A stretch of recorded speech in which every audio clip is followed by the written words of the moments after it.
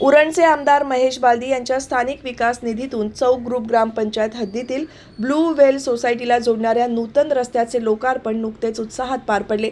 गेल्या अनेक काळापासून ब्लू व्हेल सोसायटी आणि त्यापुढील वस्तीला जोडणाऱ्या रस्त्याची अवस्था अत्यंत दयनीय झाली होती, ज्यामुळे स्थानिक रहिवाशांना प्रवासासाठी मोठ्या त्रासाला सामोरे जावे लागत होते।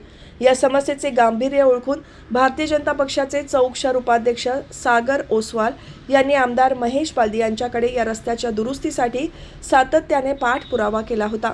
त्यांच्या या प्रयत्नांना यश आले असून आमदार बालदी यांनी आपल्या स्थानिक विकास निधीतून सुमारे 21 लाख रुपयांचा निधी या कामासाठी उपलब्ध करून दिला।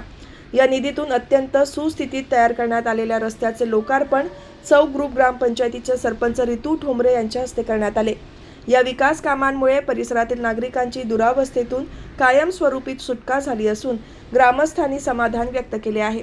यावेळी भाजपचे उत्तर रायगड जिल्हा उपाध्यक्ष सुधीर ठोंबरे, खालापूर मंडळ अध्यक्ष प्रवीण मोरे, माजी जिल्हा परिषद सदस्य मोतीराम ठोंबरे, चौक शहर उपाध्यक्ष सागर ओसवाल, प्रमोद देशमुख, प्रवीण पाटील, माजी उपसरपंच सुभाष पवार यांच्यासह पदाधिकारी, कार्यकर्ते आणि ग्रामस्थ उपस्थित होते।